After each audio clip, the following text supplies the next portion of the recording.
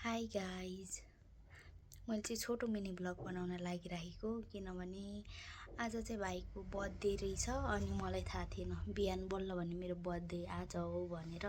हिजो चाहिँ भनिरहेको थिएँ मेरो बर्थडे भोलि हो, अनि आज चाहिँ त्यसैलाई याद नरहेछ। आज बर्थडे हो भनेको थियो। म चाहिँ क्लास जानुपर्ने भएर बिहानै गएको, यति बेला भर्खर आएँ। अनि हामी चाहिँ अहिले दुईजना मात्रै छौँ, भाइ र म। मैले चाहिँ मिनी केक लिएर आएँ। अहिले मैले लिएर आउँदाखेरिमा चाहिँ ऊ पर साँझ परिसकेको थियो, देखिनँ, घ्याच्याक भयो थियो। अनि अलिकति ठाउँ सरेछ। अनि केक चाहिँ यस्तो छ। यो भयो भाइको केक। अनि अब म भाइलाई बोलाउँछु। केक चाहिँ रेडी भइसकेको छ, अनि म त्यसलाई बोलाउँछु। भाइ आइज त, आइज त, यता कोठामा आइज न। Happy birthday. ह्याप्पी बर्थडे भाइ। आइज केक काट। मैले सानो केक ल्याइदिएको, दुईजना मात्रै हौँ, त्यही भएर रोजिनालाई फोन गरेको, रोजिनाले फोनै उठाएन। आइज केक काटौँ अनि खाना खानु। खाना चाहिँ यसैले पका। यो त अर्डर हुन्छ कि क्या हो? किन रुनु नि? आइज आइज यहाँ केक काट। फटार हुन्छ यो त खुसीको बेलामा।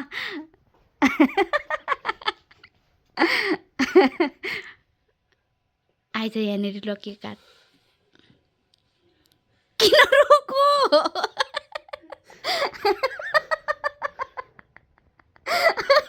किन रोको? लो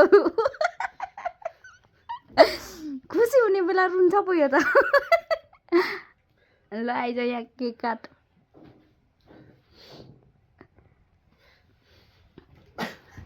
ल आइज आइज। यो त रुन्छ पो हौ। कोही नभएर मैले सानो केक ल्याएँ कि ठुलो केक काट्नलाई, मान्छे छैन। आइज ल यहाँ ऊ त्यो मोमबत्ती भ्याइसक्यो। ल आइज उतापट्टिबाट होस्, उतापट्टिबाट।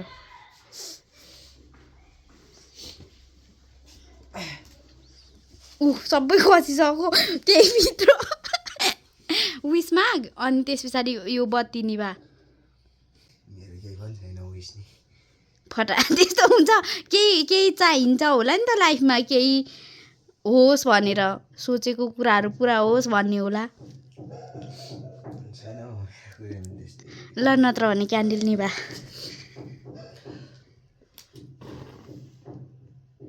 एक एकवटा गरेर बाहिर निकाल। लु तेरो विस पुरा भएन है, फेरि बल्यो।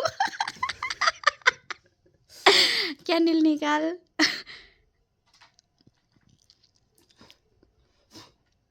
पत्याएन तँलाई।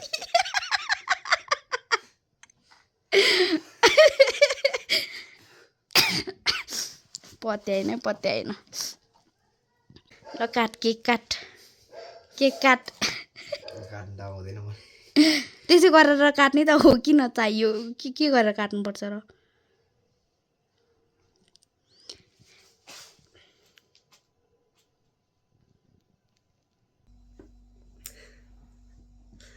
ह्याप्पी बर्थडे भाइ।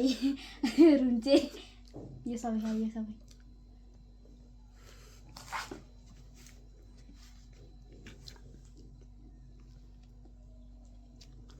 Happy birthday. हाम्रो बर्थडे यति नै भयो। हामी चाहिँ हाम्रो केक काटिसक्यौँ।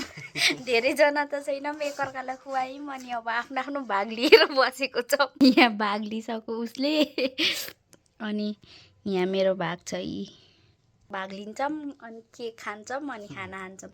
खाना चाहिँ यसैले अघि बनाइसक्यो। बर्थडे सेलिब्रेसन चाहिँ यति नै हो।